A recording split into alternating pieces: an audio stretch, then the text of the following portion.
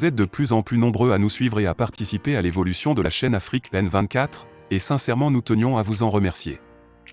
Nous lisons tous vos commentaires qui enrichissent le débat et vraiment nous vous demandons de nous soutenir, en vous abonnant et en aimant les vidéos pour une large diffusion, et pour continuer à avoir une ligne éditoriale indépendante, et vous proposer de nouvelles émissions toujours de plus en plus enrichissantes. Encouragez et protégeons la communauté Afrique N24, en vous abonnant et en cliquant sur le pouce bleu j'aime sur les vidéos que vous visualisez. Ne restons pas passifs, soyons actifs. Merci et à bientôt. Le bulletin d'information de ce jour.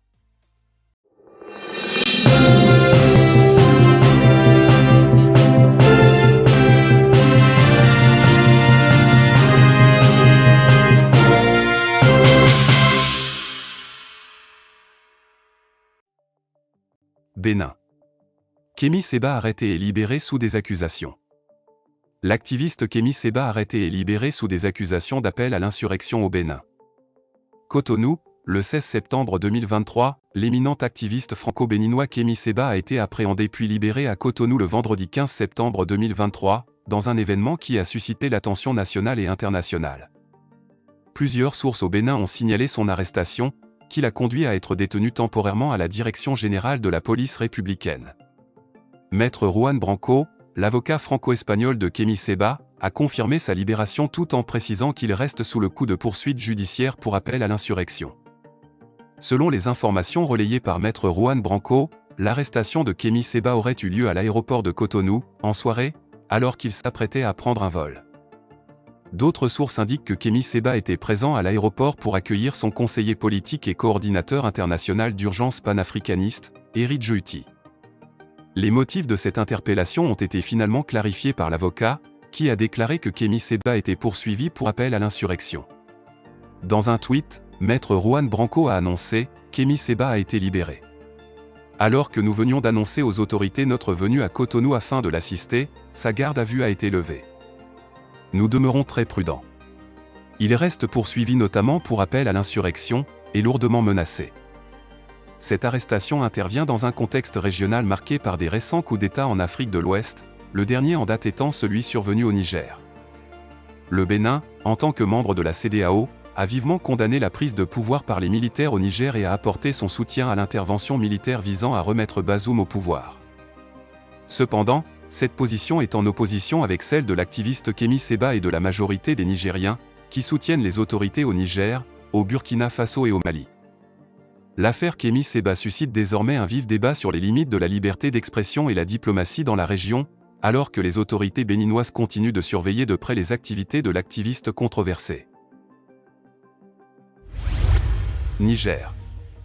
L'ambassadeur de France à Niamey est pris en otage, selon Macron. Application de la Convention de Vienne sur l'accréditation des ambassadeurs. La France doit rappeler son ambassadeur. Dans une situation diplomatique tendue, le président Emmanuel Macron a annoncé vendredi que l'ambassadeur de France au Niger, Sylvain Ité, était désormais retenu contre son gré. Selon le président français, cette situation découle de l'action des autorités militaires au pouvoir à Niamey, qui ont invité le diplomate français à quitter le pays. La tension est montée depuis l'expiration de l'ultimatum de 48 heures précédemment accordé à Sylvain Ité par les autorités nigériennes le mois dernier. Le président Macron a déclaré, au Niger, à l'heure actuelle, nous avons un ambassadeur et des membres du personnel diplomatique qui sont retenus contre leur volonté à l'ambassade de France. Ils sont empêchés de recevoir de la nourriture et sont contraints de se nourrir avec des rations militaires. Cette situation perdure parce que la France, en soutenant la démocratie et en considérant qu'il ne devrait pas y avoir de double standard envers l'Afrique, maintient que le président Bazoum, actuellement retenu chez lui, est le président légitimement élu. Dans ces circonstances, il devient extrêmement difficile de délivrer des visas ou de poursuivre des initiatives de coopération culturelle lorsque même l'ambassadeur est incapable de sortir, déclarer persona non grata, et se voit refuser l'accès à l'alimentation. La France maintient toujours sa position de non-reconnaissance du gouvernement militaire issu du coup d'État du 26 juillet. Selon Emmanuel Macron, Mohamed Bazoum demeure l'autorité légitime du Niger. Cependant, la France a déployé 1500 soldats dans la région, et elle affirme que toute discussion sur leur présence doit être menée en coordination avec Mohamed Bazoum, même si ce dernier est actuellement détenu par les forces ayant pris le pouvoir. Cette situation soulève des questions délicates quant au respect de la Convention de Vienne sur l'accréditation des ambassadeurs. Le statut des ambassadeurs, qui remonte à l'Antiquité, est régi par des normes diplomatiques internationales, notamment la Convention de Vienne sur les relations diplomatiques de 1961. Selon l'article 9 de cette convention, l'État accréditaire, le pays qui reçoit un ambassadeur étranger, a le droit de déclarer une personne persona non grata sans justification et l'État accréditant, le pays qui envoie l'ambassadeur, doit rappeler cette personne en question. Cette procédure est claire et sans ambiguïté. Donc la France doit rappeler son ambassadeur. La France qualifie de fantaisiste les accusations du Burkina Faso contre son attaché militaire. Ce vendredi, la France a qualifié d'infondées les accusations formulées par le Burkina Faso contre son attaché militaire, en réponse à la décision du Burkina Faso d'expulser l'attaché militaire français Emmanuel Pasquier. Selon des déclarations rapportées par les médias proches de l'Élysée, un porte-parole du ministère français des Affaires étrangères a affirmé que l'accusation d'activité subversive était clairement dénuée de fondement. Pour rappel, dans un courrier confidentiel adressé à la diplomatie française, et consulté par notre rédaction, le ministère burkinabé des Affaires étrangères, de la coopération régionale et des Burkinabés de l'extérieur avait annoncé que le gouvernement du Burkina Faso a décidé à compter du jeudi 14 septembre 2023 de retirer l'agrément de M. Emmanuel Pasquier, attaché de défense près l'ambassade de France au Burkina Faso pour activité subversive. La diplomatie burkinabé avait également décidé de fermer la mission militaire du pays à Paris, à compter de la même date. Le ministère burkinabé des Affaires étrangères avait accordé un délai de 2 semaines à l'attaché militaire français, Emmanuel Pasquier, pour quitter le territoire du pays. Les relations diplomatiques entre Ouagadougou et Paris s'étaient déjà détériorées depuis le coup d'État du 30 septembre 2022 et l'accession au pouvoir du capitaine Ibrahim Traoré.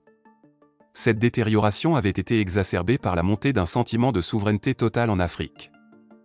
Lors du renversement du pouvoir civil en septembre 2022, des manifestants hostiles à la France avaient pris pour cible les emprises diplomatiques françaises.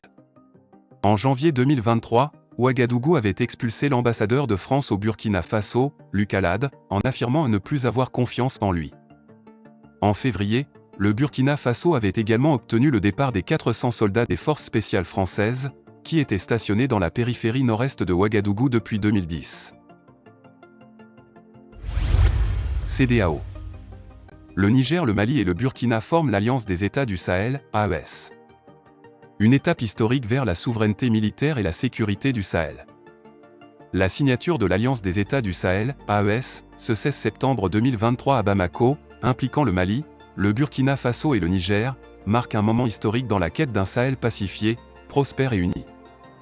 La présidence de la République du Niger a exprimé une profonde satisfaction à la suite de cette signature historique de la charte du Liptako-Gourma, officialisant ainsi la création de l'Alliance des États du Sahel, AES. Cette alliance, scellée entre le Mali, le Burkina Faso et le Niger, 3 pays liés par des liens de fraternité et d'amitié, représente une étape cruciale dans leur quête commune de souveraineté militaire et de sécurité pour leurs populations respectives. La charte stipule explicitement que toute atteinte à la souveraineté et à l'intégrité du territoire d'une ou plusieurs parties contractantes sera considérée comme une agression contre les autres parties et engagera un devoir d'assistance et de secours de toutes les parties, de manière individuelle ou collective. Y compris l'emploi de la force armée, pour rétablir et assurer la sécurité au sein de l'espace couvert par l'Alliance. Les gouvernements des 3 pays ont chaleureusement salué l'engagement inébranlable du Niger, du Mali et du Burkina Faso dans leur lutte vitale contre la menace terroriste. Cette coopération militaire renforcée entre ces 3 nations, fondée sur un esprit de solidarité, suscite une conviction profonde selon laquelle, ensemble, elles parviendront à éliminer la menace qui pèse sur ces nations sœurs tout en consolidant leur souveraineté militaire. L'Alliance des États du Sahel symbolise ainsi un pas décisif vers un Sahel plus sûr, plus fort et plus autonome sur le plan de la défense et de la sécurité.